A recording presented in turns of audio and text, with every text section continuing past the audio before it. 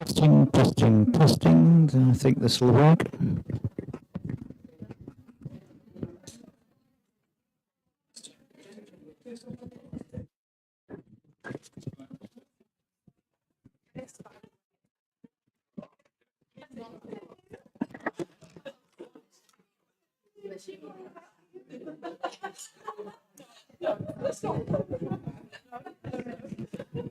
Hello, Roger. You're in crisis, I hear. Oh well, no crisis.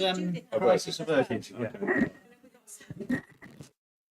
Well done. All working. So, you need to have this turned off until you.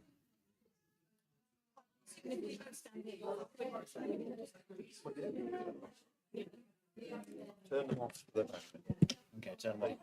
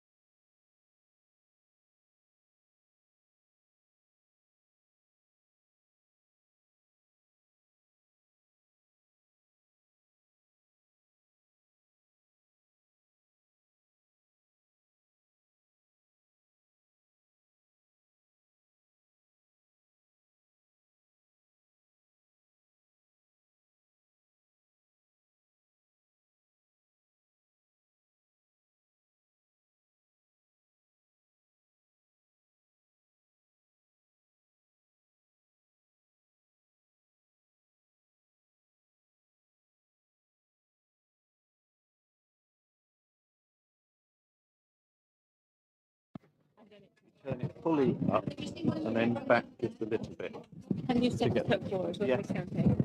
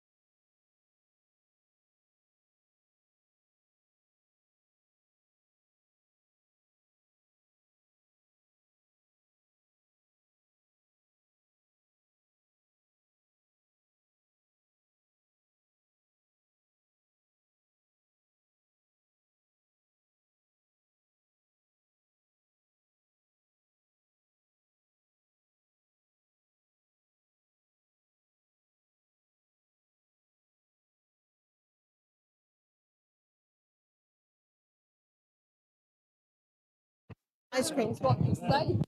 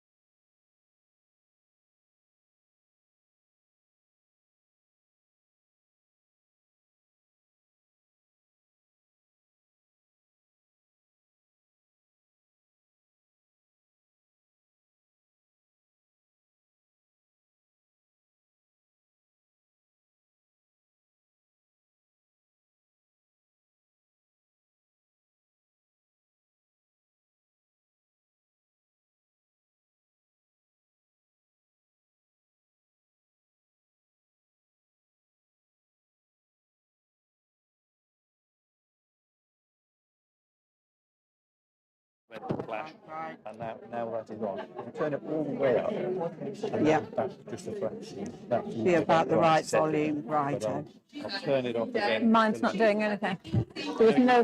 There's no flash.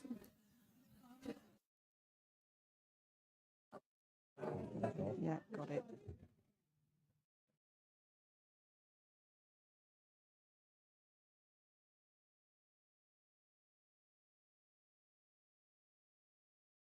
And then about halfway. So Turn it like up to there. as far as you can, and then just back a fraction.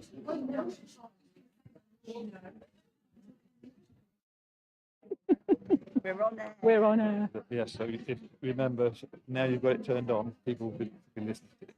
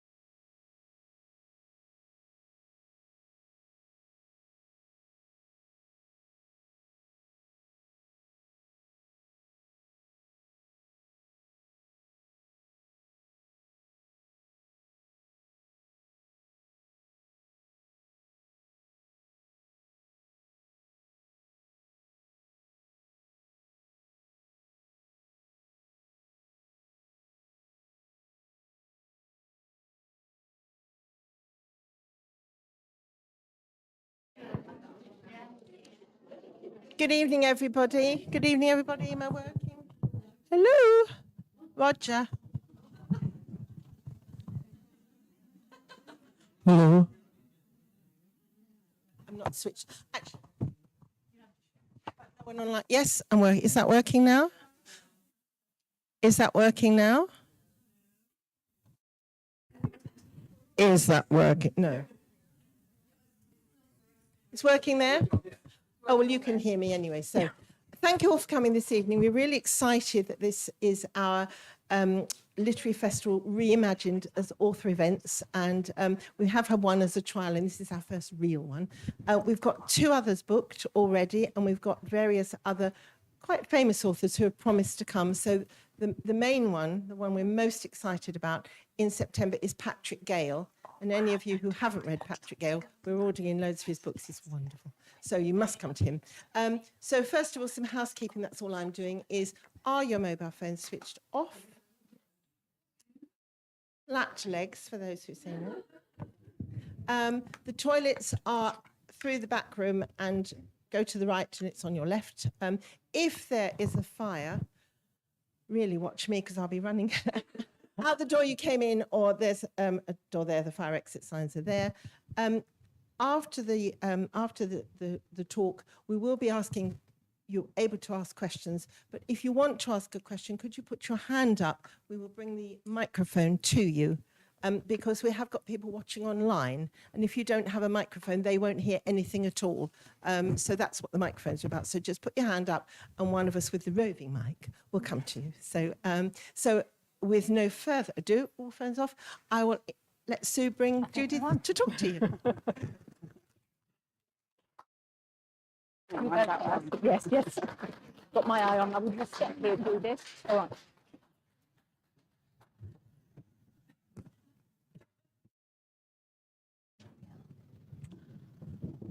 Well, thank you. We're so excited because you are our first author this year. So this is a really sort of special time for us, and we're thrilled to have you here. So thank you. We were just talking about libraries, Judith and I, and how it's very difficult to get young people into libraries, and that's something that grieves us, really. When I was a child, I loved reading, and I made up stories. And I still love reading, and I still make up stories because I've now got a bit of time to people watch, and I often see something, like an old house or something, and I think that'd make a good story. And I have 2 friends, we do the same, but we never write it down. We've never got round to writing. So who or what inspired you to write, Judith? Well, it's interesting you say about enjoying reading and then wanting to write, because I used to do that as well. I used to get to the end of a book and feel that sense of disappointment that, glad to get to the end and find out what happened, but disappointed that it had finished. So I used to make up stories with the characters from the book that I'd just read. And I think that the person who was probably most responsible for this was my mum, because she was an English teacher. And if I was ever a bit bored or went and moaned about being bored as a child, she would either say, here's a poem, go and make a picture, or here's a picture, go and write the poem. So that kind of got me into it very early. But also, I think I was lucky in that the school that I went to, which was one called Stafford Girls High School, because I lived in Staffordshire when I was a child, had a wonderful English teacher in my secondary school. And he was inspirational. And I think he must have been inspirational because he also taught Carol Ann Duffy. So he encouraged us to write. She was 3 years ahead of me at school. And I was kind of conscious of her writing because we used to have a school magazine. And we, in one issue, there's just one issue, and I've still got it. We've both got a poem in there. And I think that's the only time I'll ever be able to say I've published Carol Ann Duffy. But that was rather lovely. And Mr. Walker, he was called. He's still alive. He's in his 90s. He lives in Sidmouth. And I was extraordinarily fond of him because he was a real encouragement. Oh, that's lovely. I think teachers often encourage, I think they see things in people and really encourage them. So you obviously love writing, and where do you write? Do you have a favourite place, or do you always write in the same place? Does it have a view and that inspires you? Yes. Well, sadly, I haven't got a writing hut or anything like that. I write in two main places. The creative stuff tends to happen at the library. So I go to Hunsbury Library, where they're very nice and they ply us with tea. And there are three of us, and we meet up and have lunch together, and then we write a bit before, have lunch, and then write in the afternoon, which makes a lovely, lovely day. But that's kind of the creative stuff happens there. And then when I'm at home, I have a little office, and the analytical editing stuff happens there. And that really works for me to divide the two things out. But even having said that the creative stuff happens at the library, I think there's even a stage before that, which is the imagining. And I think that happens on walks, preferably on my own. And I think there's something about just putting one foot in front of the other that releases, I don't know, something. Maybe it relaxes you, I don't know. And if you've got a kind of a knotty plot problem to work out, that's where it will happen. So do you record that as you walk, or do you just remember it? Sometimes I've got a notebook and I just note it down. Sometimes if I'm caught out without a notebook, then I'll just put it on my phone, just record it onto the phone. But yes, there have been times when I've thought of something and I haven't been able to write it down. You know, you're driving or something, and it's really awful if you lose it. So what I try to do is pick out 3 or 4 words that are going to act as prompts, and then as soon as I get to a notebook, I'll write it down. But even then, sometimes I've lost it entirely, or the prompts don't quite bring back the flavour of it, not the actual phrase that you'd thought of, or the atmosphere of what you had been imagining. So I think that's why many writers always have a notebook to hand, because you never know when something's going to arrive. It must be so frustrating if you've thought of something that you really want to use and then it's gone. That's really interesting. Do you sort of discipline yourself with time? Do you allow a certain amount of time, or do you just go with the flow? I go with the flow more or less. When I'm at the library, I never do less than a 6-hour day, and it might be kind of from opening time till closing time.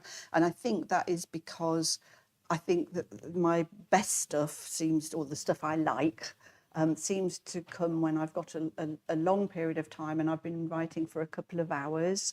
And I think of it almost as kind of going down to the bottom of a well. Right. And the best stuff is at the bottom. So I have to do it for quite a long time to get there.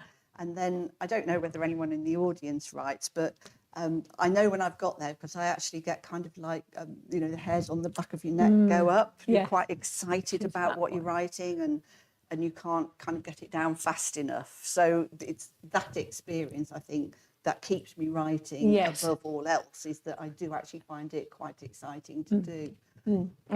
Great. So when you are writing, what comes first, characters or the plot? Right, that's a really interesting question. I think it's usually a situation, I think. And then the character develops from the situation. So, for instance, in my latest book, The Silk Factory, the situation is that a young mum moves into a cottage within the converted silk factory. So that there's a story set in the early 1900s, and there's a modern story. And in the modern story, Rosie moves into this house within the silk factory. And so the situation is she's recently bereaved. She's lost her mum, and that's why she's moving in. She's inherited the house. And she's also recently divorced. So she has 2 little children. So then I've got kind of something to start with, I suppose. And then I start imagining how she might react to being in that difficult situation. I start imagining her doing things like, whenever you've lost anybody, you have to go through all their things, don't you, and kind of sort them out. And then there's kind of an interaction between character and plot. So say, for instance, somebody's going through their mother's things, they find something unexpected and quite shocking, which is what happens in the book, something that kind of turns everything on its head. How the character develops is, how do they react to that having happened. They react. That moves the plot further on because now they're doing something. And it becomes a kind of a chain with a kind of interaction Yes. between character and plot. But also, sometimes through research, you can kind of flesh out the characters, or it can give you little ideas. So in the same book, when I was writing the historical story, which is set in 1812, I have a family of 3 orphans. The oldest one is 19, so she looks after the little ones. Tobias, who's 14, and Beulah, who's 9. And I wanted to kind of have a real picture of them in my mind, you know, in costume, and how would their hair be, what would they be wearing. And I found a book that was full of kind of old paintings and photographs going back through the ages. And I thought, well, this is perfect, because I could pick the actual appearance of the character and base them on that. And if I ever felt a bit wobbly about what would they do, what would they say, I found looking at That gave picture you a vision. helped. Yeah, yeah. Yes. So it's set in Weedon, and you live in Weedon. Was that the inspiration? Did you know about the silk factory before? Well, it was strange. This was really the strangest of inspirations of any of my books because it started with a smell. So a friend of mine moved into a house in the village, and she started worrying that it was haunted because she could hear the funny noises at funny times. And she said whenever she heard these noises, she could also smell soot. And sometimes she could smell soot in the house even when there weren't any noises. So on my first visit, I was really interested in this and asking her all about it. And she said that the place where the smell was strongest was halfway up the stairs. So she took me up the stairs and you could smell this sooty smell. And it was very strange because there were no open fires and there was no solid fuel heating or anything. So we couldn't understand this smell of soot. And so then I started wondering, what had been on the site of the house, because it was a modern house, because the silk factory had all been pulled down. And I found out that a silk factory had been there. And, a writer's mind a bit kind of works overtime. So straight away I was thinking, noises, clattering of the looms, that kind of thing. Yeah. And the smell of soot, fires to cook on and this, that and the other. And I thought, I want to find out a bit more about this silk factory, because I didn't know that there had been a silk factory in Weedon. And it had stood there right up until the 1960s. It had been divided into cottages, and then eventually all the cottages had been pulled down. And straight away, I found something interesting, which was that the silk master had been incredibly cruel, to the extent that the local schoolmaster had written a poem called "On the Departure of an Inhuman Taskmaster." That bad. That bad. And the silk master, he was called James England, which sounds a very respectable name, doesn't it? But he wasn't respectable at all. He employed pauper children because he could get away with just paying them in bread and slops kind of thing. And he'd disappeared, accused of, this was from the newspaper, several atrocious felonies. And there was a reward on his head. So I thought, well, whatever I write, I think he's going to feature. But no way am I calling him James England, because that's not sufficiently villainous. So he actually ended up being called Septimus Fowler. A very much better. And, I mean, that's interesting in itself. I think I don't know if other writers do this, but names are really important to me. Again, what you were saying, for giving you a flavour of the character. And what I wanted this character to be was a bit mysterious, because James England had floated in from nowhere with money, set up this business, and then disappeared. So I wanted him to have a mysterious background. So I thought Septimus is for the 7th son, isn't it? So I thought that's kind of a little bit mysterious, because 7th sons are associated with, I don't know, special powers or whatever. So they say, so don't they? Yeah. Like the 7th wave is important, that kind of thing. And then Fowler, I thought, well, that's a person in those times that catches small birds to sell them. And I thought, that's just right, because he's caught these children and they're not Yes, getting yeah. away. Oh, perfect. So that gave me, again, Yes. a kind of a steer on what the character would be. So, and what about the names of the children? Did you just look? Do you look at historical records for names at the time? Because there wouldn't have been any Traces or Sharons then, would there? Because they're No. very modern names. No. So, how did you pick Beulah? Beulah, yes. So yes, there are online, and also two places. Online, you can look up names by decade. So the thing that you have to remember, of course, is to pick the decade that the child was born in, not the age Not that they when are they are. now, because they do vary They do. quite a lot. And then also I do have a book of names and their meanings, which is quite nice to look ones up. Yeah. So, thinking about Weedon and the silk factory, I did intend going over there and having a little look around, so I could, because I've read the silk factory. Is the garrison still there? Yes. It is? So the silk Ah. factory isn't there, but the garrison is there. So I should explain to anybody who's not come across the book, the garrison's now called Weedon Depot. It gets referred to as the depot. And in actual fact, the visitor centre there has a silk factory walk. So you can get the leaflet and you can look at the things in the visitor centre, and then you can walk around all the various places that are in the book, and then end up at the tea shop in the bookshop, which is really nice. And yeah, my idea was, again, this is kind of motivated me to write the book, because I thought it's quite an unusual village, Weedon. When the soldiers came to populate the garrison, there were only 500 people living in the village, and 500 soldiers came. So it must have had an enormous impact. And it's slightly up on the hill, and the silk factory was down in the valley of the village. And I just think it must have been fairly overwhelming for the villagers to suddenly be, invaded by all of these soldiers. And also quite good commercially, because we had 30 pubs in the village when the soldiers came, apparently. And one of them, the Admiral Nelson, that got to be called the Blood Tub, because the locals and the soldiers used to fight there. So from my point of view, writing a book about weaving and weavers, it was ideal, because I wanted the sense of tension between the very impoverished weavers who used to break the frames in protest at the starvation wages they were being paid, or being thrown out of work or whatever.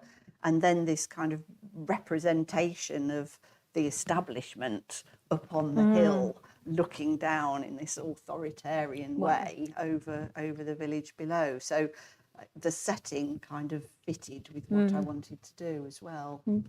Do you ever base any of your characters on people you know? Any sort of like slight traits? Or... I don't think I do directly. I suppose when you're thinking about how characters react, I suppose you're drawing on your knowledge of human nature, and you might just pick up, I don't know, sometimes people have little tics, don't they? They do. I can't think of an example from my own book at the moment, but I remember reading in a book of Owen Shear's book set in Wales, and he was describing an older person walking up a hill and how they leant on each leg as they walked up. And it's that kind of thing. Those things stick. And then when you're writing somebody doing something, I think you do draw on things that you've observed other people doing. But I haven't ever taken anybody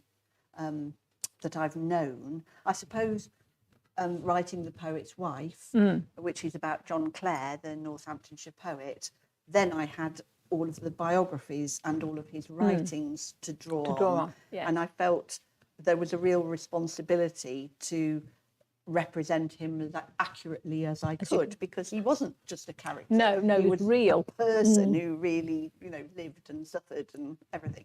So, so that was quite difficult, because I was writing into gaps in his history. I had kind of various things that happened in his life, and then I was writing it from the point of view of his wife, Patty, about whom hardly anything was written at all. No. So there was a kind of an interface between the fact that you got from the biographies and the fiction that you were creating that was interesting to do, but also felt quite a responsibility.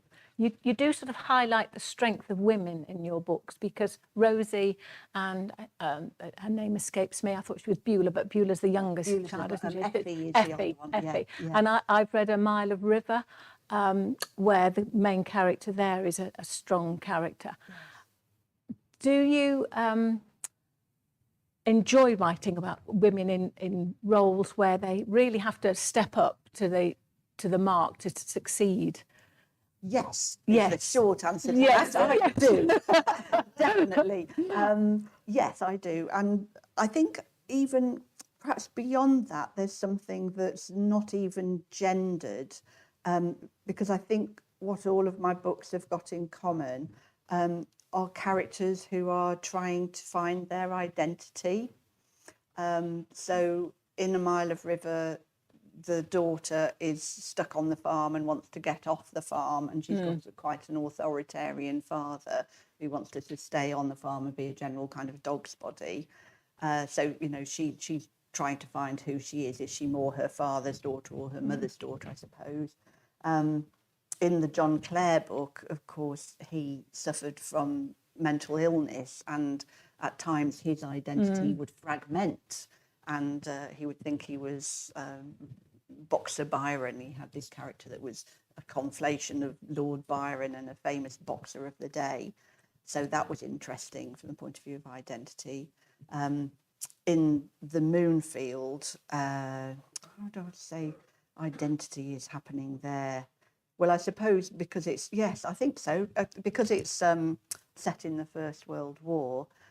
These young men go off to war, and the main protagonist is only 18, George, and they come back completely changed. They're not the same people anymore, and they're finding it very difficult to find their new identity in a civilian society when they've been through this awful experience. And then in The Silk Factory, Rosie, I think, is trying to remake her life. She is, really. yes.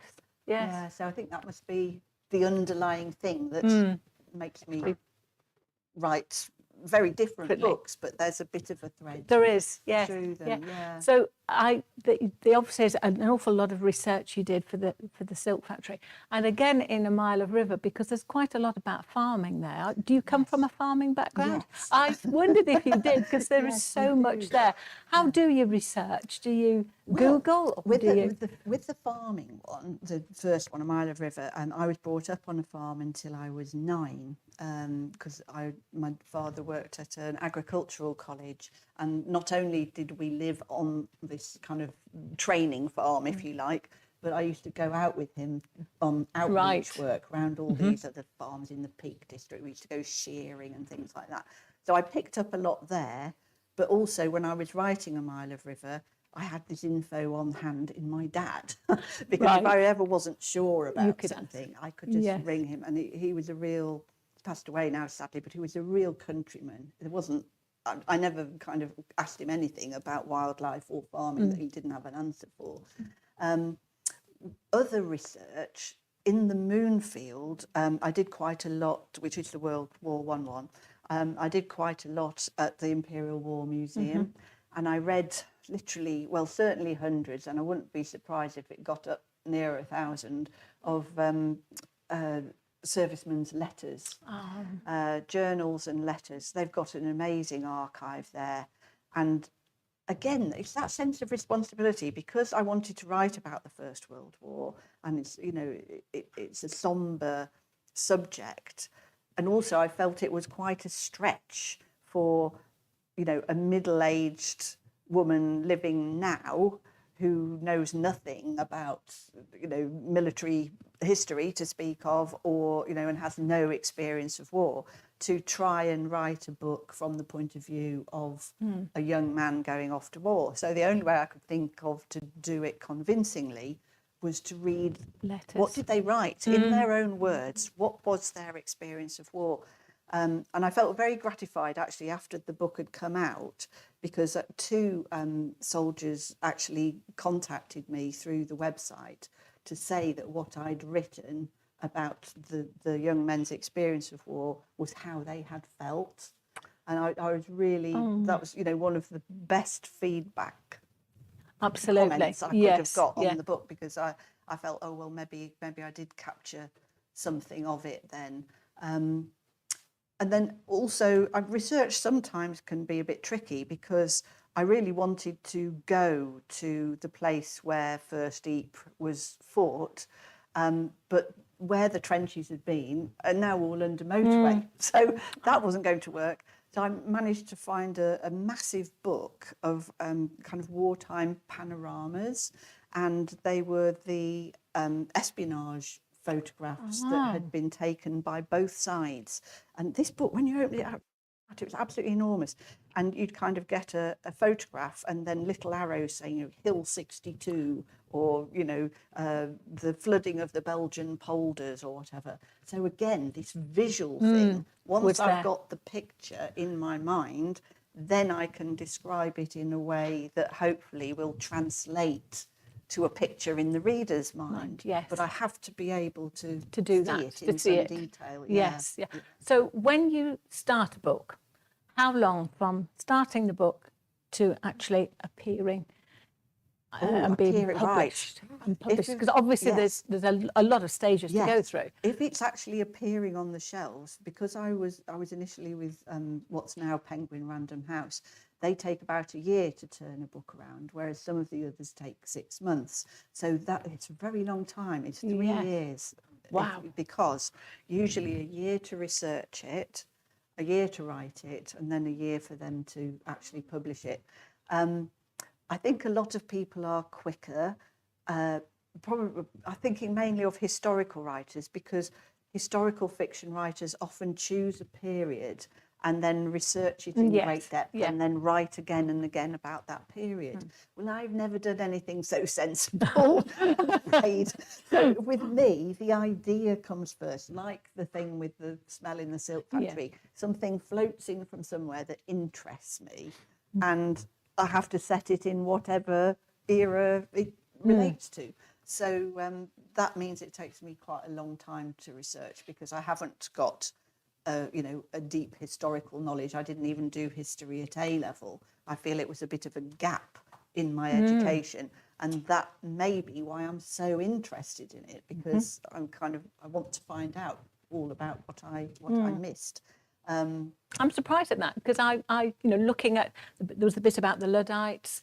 I imagined that you'd done a fair bit of history prior to becoming a writer. No, not at all. I mean, I suppose where I got some of it from was my degree was English literature, and I did a very traditional English literature degree at Manchester University, and they literally start from the Anglo-Saxons and work through, they said, to the modern day. But we actually never did anything later than 1940.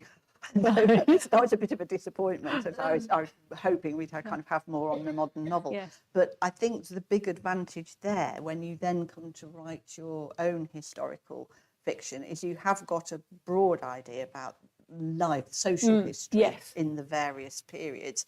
And also, which is priceless, you've got an idea of the idiom, how people spoke, how people wrote. And so when you're trying to write the dialogue that's appropriate to the period, you've got something to draw on. I loved the Mile of River. I think it resonates with me because it's set in 1976, where it is historical. I don't like to think of it as being historical because it's in living memory, but that was the end of my first year of teaching in Northamptonshire.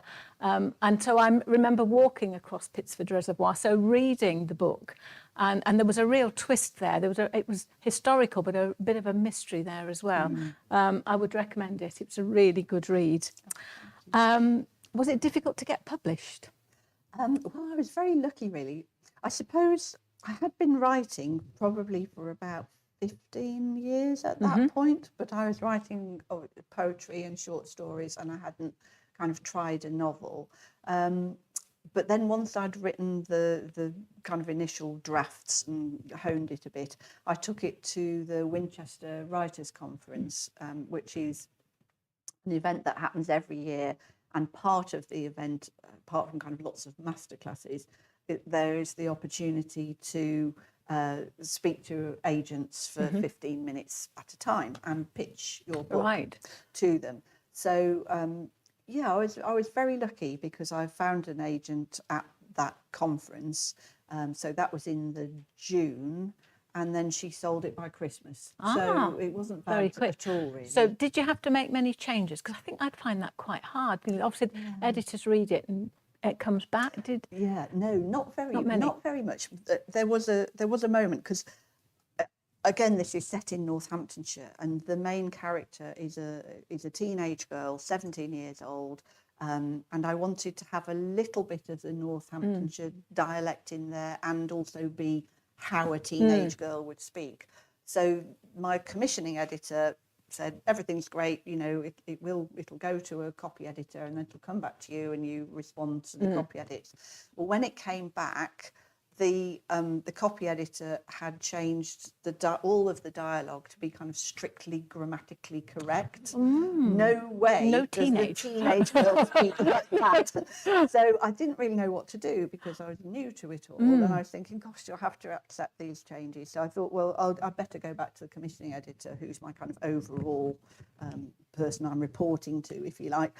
So I rang her up, and she said, oh, don't worry, just write Stet all over it. So I thought, okay. So, I mean, she was a good copy editor because she had noticed other things, because having a copy editor is wonderful because it stops you dropping any balls. You know, she noticed any discontinuities or anything like that. So I made the changes that seemed sensible, but I didn't have to change the voice of the main character, which to me would have ruined It would have the lost. book. Yeah, it would have been a great loss. And also, I think I'd find it quite hard. It's a bit like criticising your child, isn't it? Because this is something you've produced. Yes. So are you currently working on anything that you're able to share with us? I am. I'm working on a collection of short stories at the moment. And I think what kind of ties them all together, I think, is that all of the stories are kind of about outsiders in one way or another. But again, they vary as regards era. So there's a kind of one that's about a blind Edwardian lady. There's one about a vicar who's recently retired and is very lonely and isolated, and he's looking for a miracle. Oh gosh, what else is in there? There are some stories that I've put in that have already been published in magazines, or there's one that was on Radio 4, and again that's kind of somebody at the margins, because that's about a little boy in a wheelchair whose parents take him down to the beach, and it's called The Sand Monster, and he's watching, I don't know, we saw this in France, where they make these wonderful sand sculptures out of kind of compacted sand, and there was somebody making a big kind of monstrous dragon. And then we were there all day, and as the tide came in, it just began to kind of lap the tail, and the whole thing was going to go. So it was kind of, it became an image for the wasting disease that the little boy has got, and the feelings of the parents trying to kind of hold back the tide and look after the child. So, so that's an example, really, of a story coming from an actual experience which they sometimes do as well. And a place. So I think I've done about 12 or 13 now, right, so well on the way. It's well on the way. Oh, that's something to look forward to. And any chance that you might do a sequel to A Mile of River? Because I got to the end of the book and the pages were quite thick, and I really thought I'd got another chapter. And it's really disappointing when you get, not disappointing disrespectfully, but you are enjoying the book and you think, it's finished. And I wanted to know. Reading group. I wanted to see where she goes next, because she's obviously a talented young girl and has survived quite a feat. Yeah, it would be quite interesting to do, because she wanted to be a doctor, didn't she? Yes. She was kind of going off into a whole new world. but I think I'd need more than that as, Oh, you would. as a spur. The other characters as Yeah, well. Yes, yeah. yes. So what book is on your bedside table?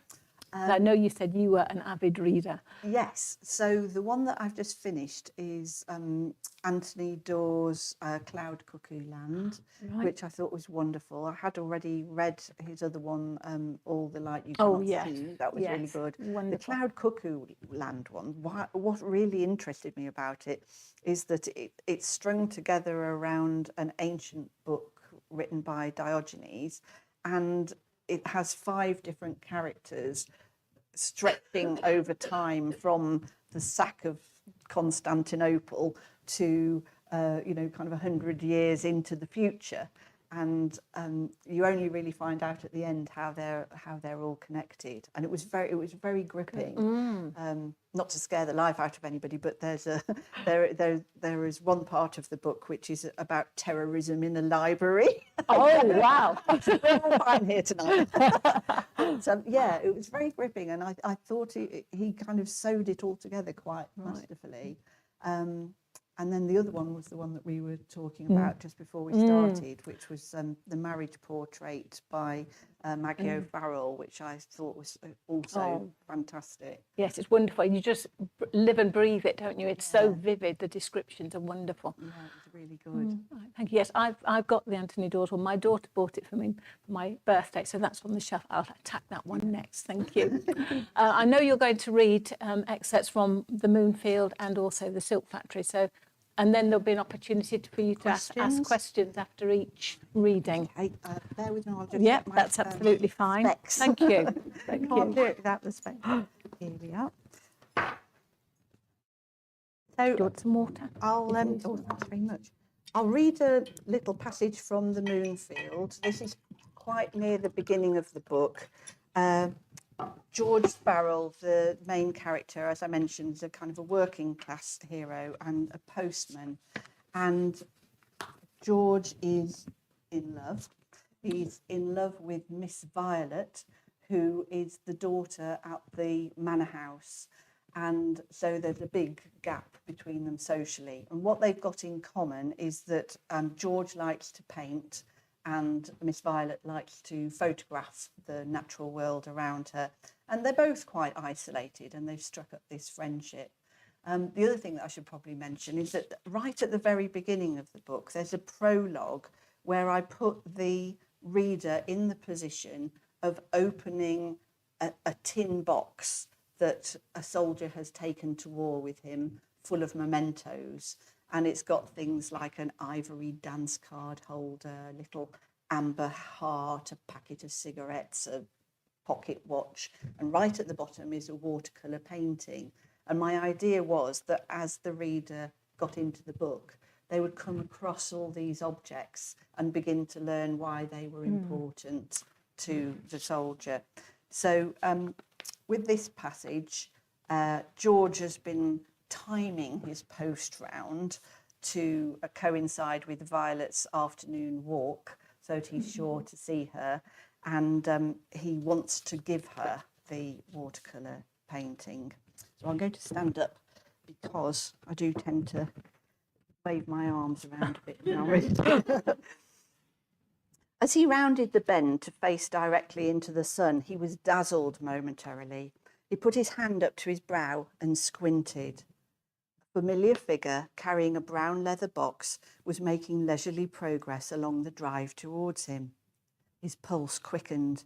He felt a sensation run through him like a current through a wire, making his grip on the handlebars tighten, and his sense of the board back of his sketchbook in his pocket keener, as if it had imprinted itself on his skin. He forced himself to slow, to sit down on the saddle, to research his speech in his head. He would greet her as usual, turn the bike around as usual, give her the post for the house, and then, just casually, as if it was something extra he'd just remembered, take out his sketchbook, slip out the painting, and say to her, "This is for you, as a small token of my esteem." She would thank him in her solemn voice to show that she took his gift seriously, and would look at it and exclaim to see that it was her favourite view, from Dod Wood out over the lake and perhaps admire the workmanship. Here his stomach made a strange kind of tumble, as if he had swung so high in a swing that he thought he might fly right over the top of the bar. Perhaps she would put it carefully into her camera case and say she would treasure it. The bike jounced into a rut that nearly unseated him. He swerved and squeezed on the brakes. Then he took a deep breath and got off the bike, just as she raised her free arm and waved, a wide, expansive gesture that made his heart lift. He forced himself to walk slowly towards her, concentrating on the soft shushing that the tyres made on the drive. "Hello there, I don't suppose you have anything for me," she said with a smile as he reached her and swept the bike round in a circle to walk back with her the way he had come. He handed her the sheaf of letters that he had saved until last. Straight away she picked out the cream envelope and tucked the rest into her pocket.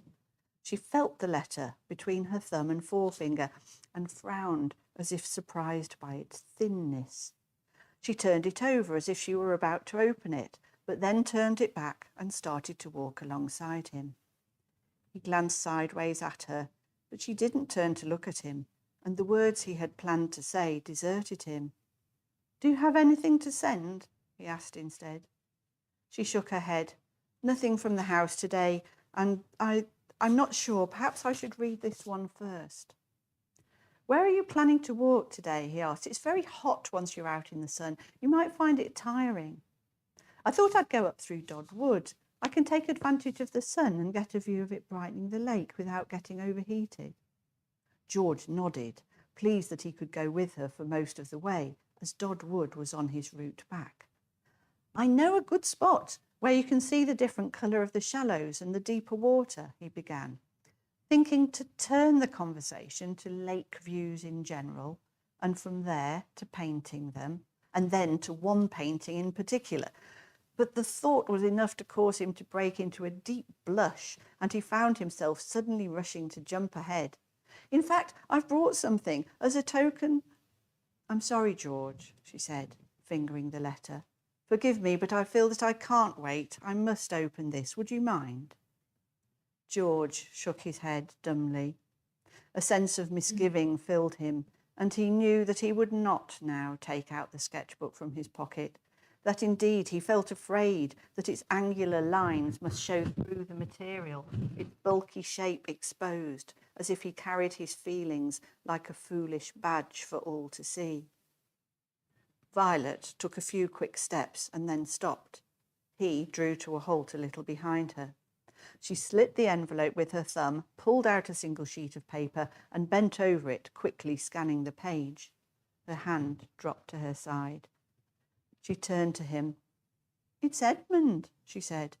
"He's being sent away for more training. Then he'll be posted abroad." "Edmund?" he said. "Edmund Lyne, Elizabeth's brother." She looked at him as though he were being obtuse. "We were going to be engaged," she said flatly. "I was hoping to see him again when he got leave, to have one more visit to Carlisle before—" She looked away into the trees, unable to trust herself to speak. "I see," George said, as he began to understand.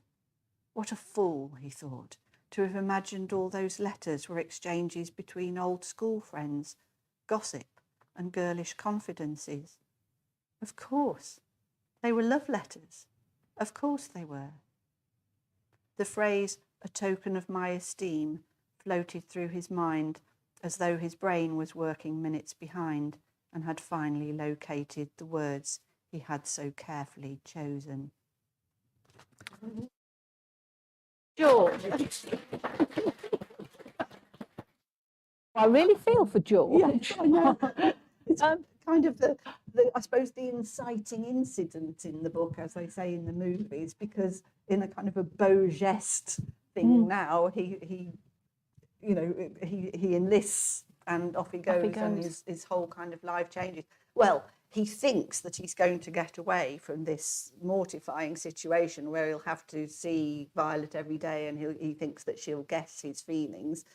but he doesn't get away from the situation because he enlists in Carlisle, which is where Edmund Lyne comes from, and then he has his rival as his commanding officer. So it complicates from there. Absolutely, absolutely. Has anyone any questions for Judith? Mike's on its way.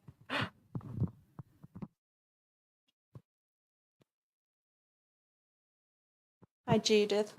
Thank you. That was lovely. I've just finished reading The Moonfield, and it's the only book that I've read of yours so far.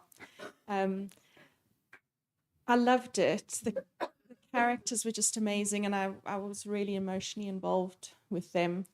And it was a really heartbreaking story, but lovely. So my question is, were you inspired? I don't want to give it away for anybody who hasn't read it, but George comes back from the war and he's been changed. Yes. Were you inspired by that part of the story, by the work of Captain Derwent Wood and Anna Coleman Ladd, who were doing pioneering work, helping soldiers Injured who'd soldiers. been injured in the war? Yes. So to some extent, I think it again kind of stemmed from this identity thing that I thought, if you were going to write about how war changes somebody, then the worst or most obvious change would be if you were facially injured. Yes. So that was kind of, it came from the theme, I think, the desire to write that. And it was fascinating to research all about it. Anna Coleman Ladd had previously been a kind of a sculptress of statuary and fountains and things like that. And she gave all that up to go and make masks for what they used to call the Tin Noses shop. And if you research it online, there are actually photographs of rooms full of these masks all hanging on the walls like kind of ghostly faces. And they used to make a plaster of Paris mask of your face so that they could take the good bits and replicate them to produce a tin mask that would, you know, kind of make good of wherever the injury was. And I really loved the contrast between what she was before and what she became. And there was one bit that I read about her that said that somebody came to look at what she was doing with the masks, and they described it as thin as a visiting card. And I thought that is such a juxtaposition, isn't it? Yes. So yes, I did look into all of that, and it was quite grueling at times.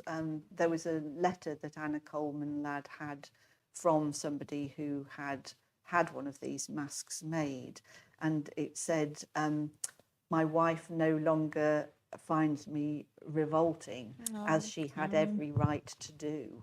And I remember feeling very touched by that and thinking, you know, I want to try and express the extent to which these lives were shattered and how much too much was expected of these very young soldiers. What they were, you know, they went off full of kind of patriotic fervour and had really a horrific experience. Of course. Thank you. I look forward to reading more of your book. Thank you very much. Thank you. Fiona, Mo? Oh. Hello. I've just finished reading The Poet's Wife, which I thoroughly enjoyed and found very interesting. And in many ways, because I have ancestors from going back from that area. It's quite a trivial point, really, but in the book, you mention the names of other villagers, their surnames. Did you make those up, or were those names you found in the parish registers? I think I made them up, or Oh. at least no. I don't think I went. I don't think I got as far as doing the Helpston Parish Register Because I it was think- too early for the census, but I wondered if you'd Yeah, I used- think what I was doing was using the book that I mentioned Right, earlier, yeah. and the internet to find names Mm. that were kind of pertinent to appropriate to that time. Although I have in the past also pinched names from gravestones because it's got the dates of the Yes, person, yes. so that helps It you does, with the name yes. that's appropriate to that period. And I did actually go over to the churchyard at Glinton to find Mary Joyce's grave, and then also the churchyard where the various members of the Clare family are buried, and the one at Helpston where they put the midsummer cushions on the, Yeah, the it's sort day of- of his A birthday. further point, at the end, Anna has a child who has probably hydrocephalus or something. Yeah. Did you make that up? No, that was true. And it was quite difficult in writing The Poet's Wife to find a point at which to stop that wouldn't be wholly tragic, because Patty really had a lot of tragedy in her life. So I stopped at the point where the child was still alive and she was taking some pleasure in her grandchild. If I'd have gone on another year, then that child would have been taken from her as well. So yeah, because I think when you write, if you're writing a book that has got a lot of tragedy in it, it also has to have some kind of redemption, doesn't it? You know, there's something to balance it. You can do bitter, but there needs to be a bit of Yes. bittersweet. So yeah, so that was why I chose to stop in the Clare's family history at that point. Thank you.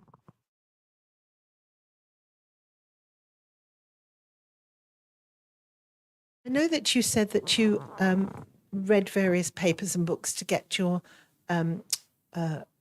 conversation correct and the idioms they were using and things. The modern way in TV and film and possibly in books seems to be to put modern language into old heads, as it were. Do you think that detracts from it, or how does that sit with you? Because, you know, if you watch a film nowadays, I mean, as you know, I've just been at the theatre this afternoon, and half the cast were, as is de rigueur, half the cast were not white, which is another standard thing nowadays, and the language was quite, in places, was quite modern. I think there's a balance to be struck. What I was trying to do, and I think it was trickiest with The Poet's Wife, was to have a flavour of the Northamptonshire dialect and a flavour of the era. But I didn't want to go so far that the reader would feel that they needed a glossary. And it is quite hard. And it took me about 6 months to actually get Patty's voice, because it's written in the voice of John Clare's wife. So yeah, it was quite hard. When I finally got it, I was actually in the bath at the time. It was extremely inconvenient, but I thought, well, I can't lose this. The seize the day. So, you know, I kind of jumped out and wrapped myself up and dashed into the bedroom, which was where I knew the nearest notebook was. And my husband said, "Pen?" He knows me so well. So yes, but yeah, I know what you mean. Sometimes it can be a bit jarring, and sometimes if you're watching TV and it's a historical program, and you know they say something that is very modern, it totally leaps out, and I think, oh no, they could have done something a bit more subtle with that. But by the same token, you don't want to be, you know, having he quoth, she quoth that would kind of be tripping the reader up all the time. So I think there's a middle way that suggests it, but doesn't kind of insist on the old-fashioned idiom all of the time. Yeah. Right, the silk. Oh, sorry. Just going back to Moonfield, which again I've just finished and absolutely loved. But you said about the research, and the one thing you do read it, and I don't know whether you should or not, almost as if it's fact, the First World War side of it.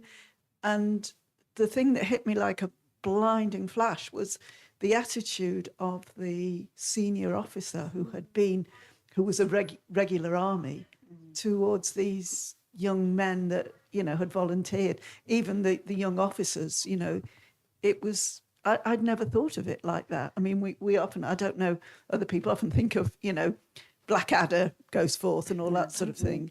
And he was a regular soldier. But the what was it? I can't remember his name, beginning with H, wasn't it? Was, his attitude towards the kind of the high ups. He was just, well, really quite horrible. Well, but, I suppose there's that kind of lions led by donkeys phrase that people use. There certainly was, kind of historical evidence of the higher ups staying quite well behind the lines and, being billeted in chateaus and things like that. Well, it wasn't so much that. It was more his it was, without giving anything away, when, he was going to, basically, I think perhaps he should be hung for that little misdemeanor, because that's what you did, in the African War kind of thing. It was quite shocking, actually, looking up the level of misdemeanor for which you could be court-martialed and shot, basically. It was a tough war. Since then I went to the National Arboretum at I think it's near Lichfield in Staffordshire, and there they have a memorial to the very young soldiers who decamped, who were terrified or shell-shocked or whatever, and ran away. And they have kind of a post for each person, and they've done it so that it's kind of angled so that when the sun comes up, it falls on the names on the post. And some of them were just so young, because a lot of these lied about their age. You weren't actually allowed to go abroad on active service unless you were 19. So even George in the book, he's only 18 and he fibs about his age. But I found newspaper cuttings of people as young as 15 or 16 who went. And I found a set of letters from a young man to his mother. He'd got to as far as the training camp. I think he was only 16.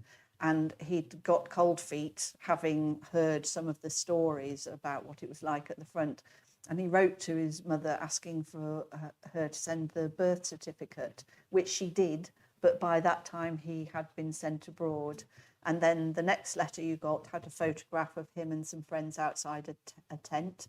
And then the next thing in the file was the telegram 6 weeks later, gone. So you feel that what I was trying to do with the book was to kind of bring right bang up against each other the horror of war and the kind of sweet charm of a romance, because then I think both are a foil for each other. You need the romance, or something that makes you know the character intimately and care about who they love and what they've lost, to be able to empathize. You kind of, somebody says, so many million died in that war. We can't encompass it in our minds. We can't react to it emotionally. But if you read the story of one person who you feel you've got to know, then you emote, don't you? So it's more personal, isn't it? More personal, yes, exactly. And so I wanted those two things to be in the book, so that the reader would feel as I had felt reading the letters. It worked. Oh, good. That's music to my ears. Good. Patrick, yes. Okay. So this is a little bit from the Silk Factory. So having introduced Septimus Fowler to you earlier, I thought we'd read a bit where you first meet him in the book, and where you first meet Tobias and Beulah Fidament, the young orphans who work for him. So this is in 1812. "You're late," the silk master said to Tobias and Beulah Fidament as they hurried in. their faces white and pinched by the cold, the girl stumbling with tiredness. From behind the wide expanse of his mahogany desk, strewn with scales, measuring rod, oil lamp, and lustrous samples of cloth, he turned and pointed to the wooden clock that hung on the wall above his head. Its dial was the size of a cartwheel, and it read 3 minutes to 6.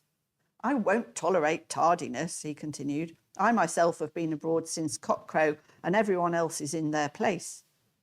He leant back in his seat and surveyed them, tucking his thumbs into the pockets of his waistcoat, which strained over his corpulent middle. Despite the illusion of gentility lent by a brocade waistcoat and a well-cut coat, he had the weather-beaten appearance of a seafaring man and was thick-set and square. A bushy set of mutton chop whiskers made shift to compensate for a lack of hair atop, but ever failed to draw Beulah's eyes from the signs of old wounds on his bald head, a strange indentation on one side, and a series of thick white scars that exerted a horrified fascination upon her and led her to stare, in spite of the dangers of doing so. She moved up close to her brother. Well, the master said to Tobias, cat got your tongue? Tobias slipped Beulah's hand into his. Making his voice as deep as he could, he said, begging your pardon, Mr. Fowler, sir, we're not early, but we're not late neither. The clock still lacks 3 minutes before the hour. Fowler turned round to look again, with exaggerated slowness. So it does, young Fidament, so it does. But perhaps you could tell me why you're cutting it so fine, to use a saying of our trade, why you're playing fast and loose, as it were, with my time, when you know the penalty for lateness is a 5-penny fine. Tobias thought of the long, dark tramp from the neighbouring village of Newnham, through fields frozen into stiff clods beneath the snow, and along cart tracks, slippery with ice, Beulah shaking with the cold, his own teeth chattering, and of carrying Beulah pickaback once they reached the road into the village, so that he could at last run the final stretch. He said, tentatively, we were held up by the weather, sir. By the weather, you say? Surely just a little dusting of snow? He leant forward, his elbows on the desk. Eh? I'm sorry, sir. We both are. Sorry. He gave Beulah a nudge. She nodded and then hung her head. 5 pennies, she was thinking. 5 pennies was most of his wage. 5 pennies was potatoes and broth and coals. 5 pennies gone was an empty belly and a cold hearth. The master leant back with his palms on the desk, as if considering the matter. The cherrywood handle of the whip that he always carried at his belt was revealed as his coat fell back. A smile played at the corners of his mouth. Beulah didn't like the smile. Over the busy noise of the looms above, the clock ticked with a hollow wooden sound that seemed to reverberate from every wall of the office. It won't happen again, sir, Tobias said. The long hand of the clock gave a jerk and achieved the vertical of 6 o'clock with a loud tock.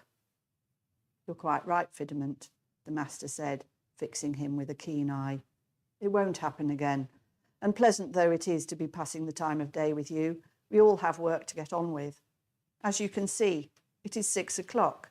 You are not in your places, and your wage will be docked by 5 pennies. I told you he was a villain. Oh, the cruelty. The horror. Yes, absolutely. Any questions?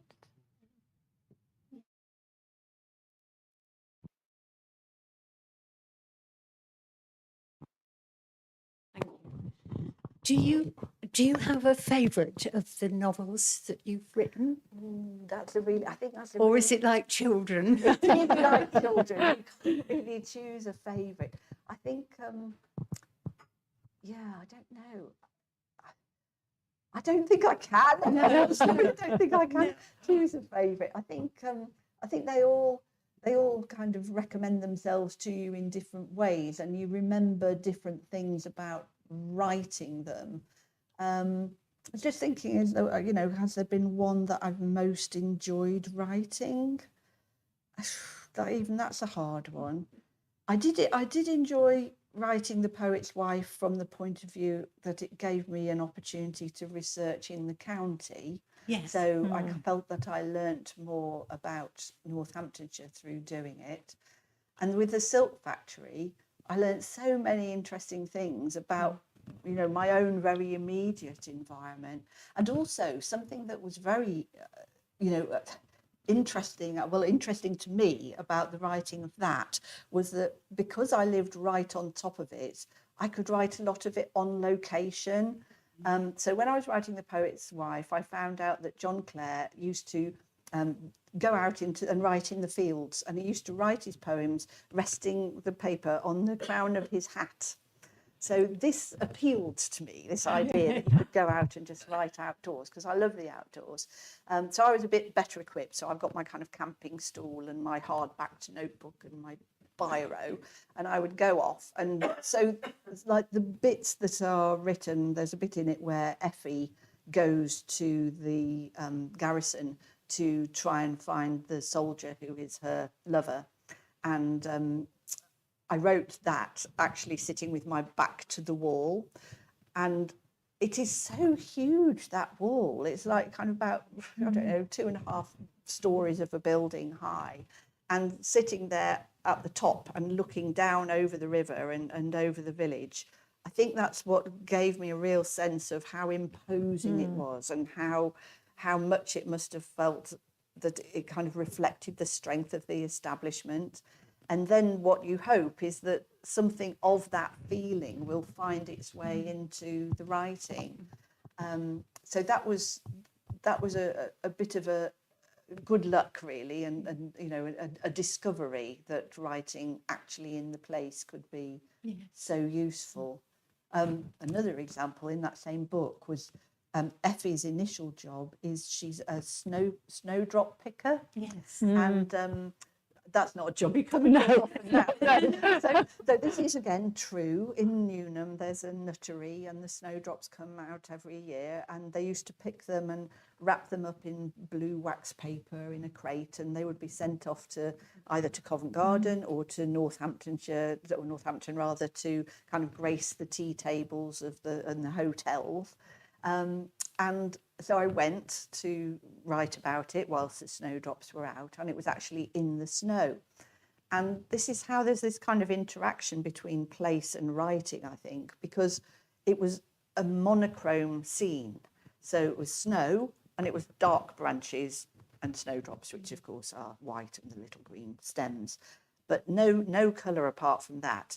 And I just suddenly thought, it's going to be here where she's first going to see her soldier, because he is going to ride by in his scarlet coat with his chestnut mare, and he's the only colour in this scene, and her life is drab. And she wouldn't be able to take her eyes off it, because he's riding in as if he's from a different world, as if he's from a different planet. So sometimes actually going to the place can work well for the imagery of the book as well. Can I just say, when I read that, I got the maps out. Oh, brilliant. I lived in Wigan for a short time, and I grew up not far from it. Yes. So of course I was fascinated. So it really got me going. I loved it. Places, yeah. Well, the visitor centre that's got the walk, Yes, I didn't know that. it's You that- mean to walk around the village? Yeah, it takes you round the village, and it takes you up onto the Farthingstone Road, where you look down over the garrison and over the village. And there's a scene at the end of the book where one of the characters is doing just that and kind of longing for her home. And so, yeah, it's got all of those kind of stopping off points that you can recognise in the book, which is the parish council produced this. It was incredibly kind of them. Lovely thing for them to have done. Thank you. I've actually got a follow-up question. You talked about your books being your babies. Which of your characters are you proudest of, and which of your characters are you most fond of? Ooh, that's really hard. I think I'm probably proudest of George Farrell because he was so far away from my own experience that I think it was difficult to get into his head. And the fact that other people who've read the book have said that what I did with him worked, that was very valuable to me. Sorry, what was the second question? Who are you most proud of and Who are you most fond of? who am I most fond of?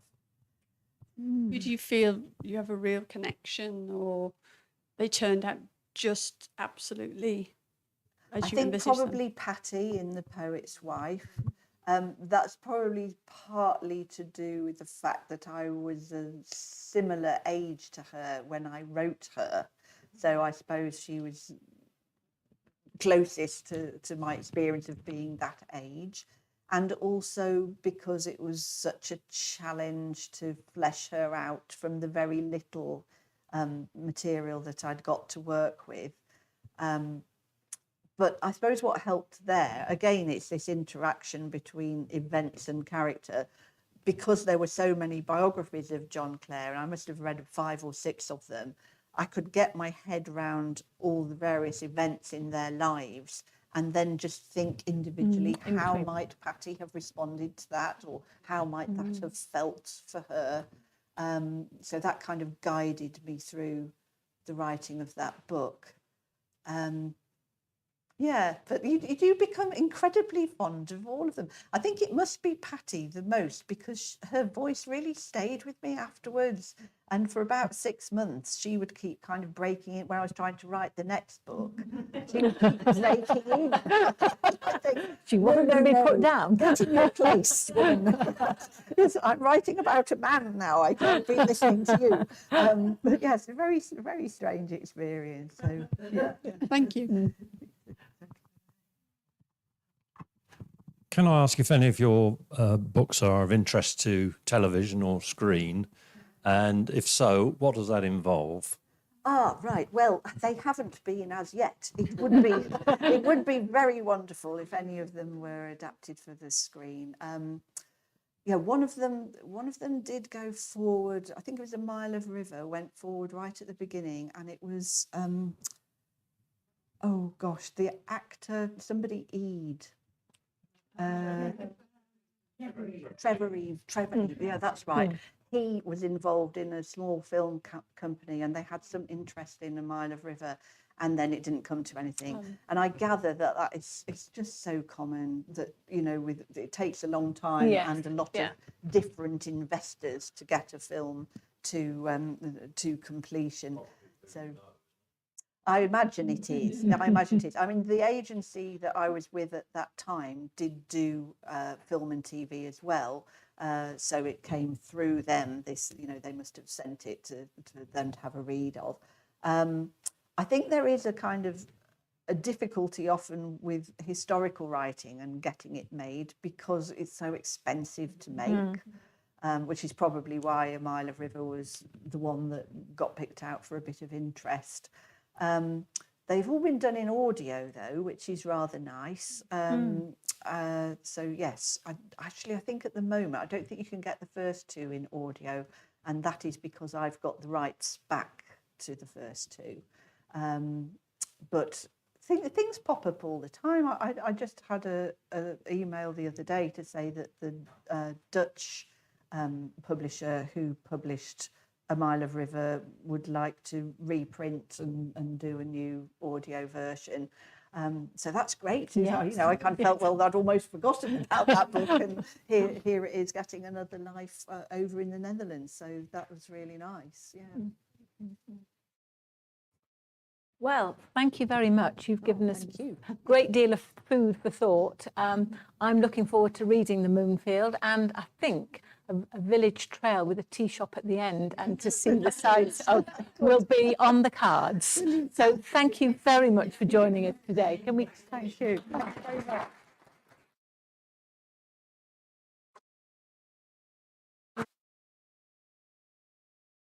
you may have noticed, there are books of Judith for sale here. There is The Moonfield and The Silk Factory, if you would like to purchase.